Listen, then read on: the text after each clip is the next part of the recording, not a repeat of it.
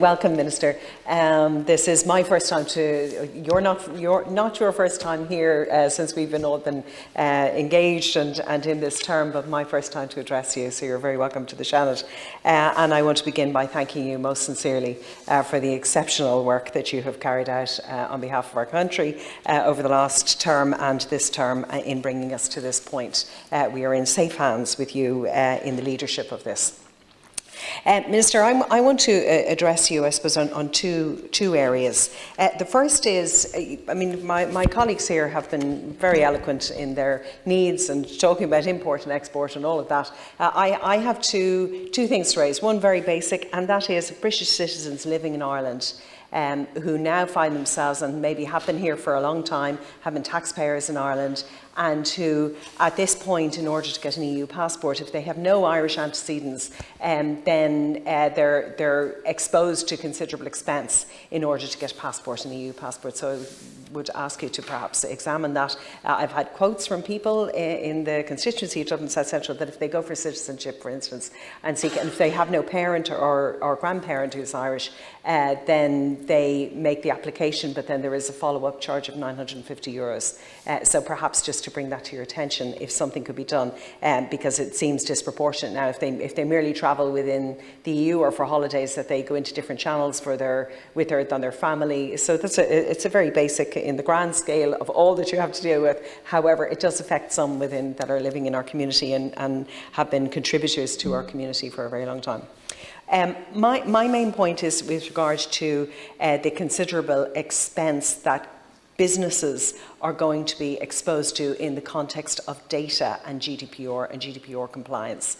While the UK, and I would have always been of the view that the ICO in the UK were a fantastic data commission, a fantastic overseer of data compliance, and certainly along with our own data commission would have been standard setters across the European Union and really quite influential in our compliance with GDPR.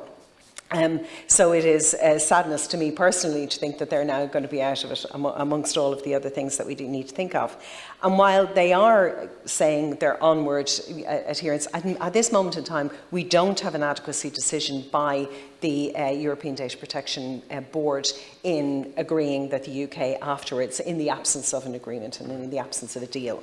And so the only thing that we can assume come 1st of January and afterwards is that we will be reliant on either binding corporate rules or much more likely is the standard contractual clauses as a means of, as we become data exporters. And so many of the businesses in Ireland are inextricably linked with UK businesses, particularly even in the recruitment industry, where a lot of the recruitment agencies in Ireland are reliant on using Bullhorn as a method of their data records management. And in that context, that's a UK company, it's UK overseen, as well as having an American. So at this moment in time, those businesses are facing into dealing with Brexit, but also dealing with the aftermath of the Schrems decision.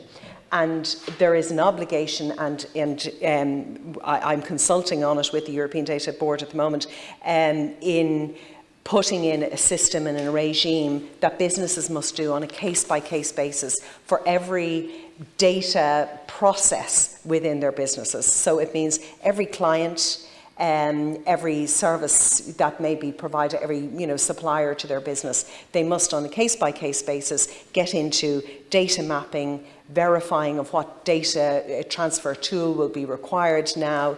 They must look at accessing the law and practice in the country that they're exporting the data to, but also in that context, they are obligated to look at the future departures from law or compliance with European law in that country. So that's fine if you've got a big company that have in-house legal practice or legal advisory, but for a lot of small companies they don't have that. So I just think there is a hidden cost there of onward compliance that is very easily overlooked in all of the other things that we are having to deal with at the moment, and that is certainly something of concern.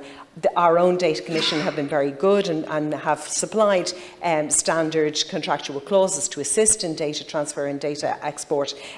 However, there are additional obligations now on companies that come about because of, if we have a no-deal Brexit, and because of the Schrems decision, that also need to be borne in mind. And I suppose it's when we are putting in, as we have done, put in so much supports and information to businesses, this is a last-minute issue that has arisen that they need to be made aware of.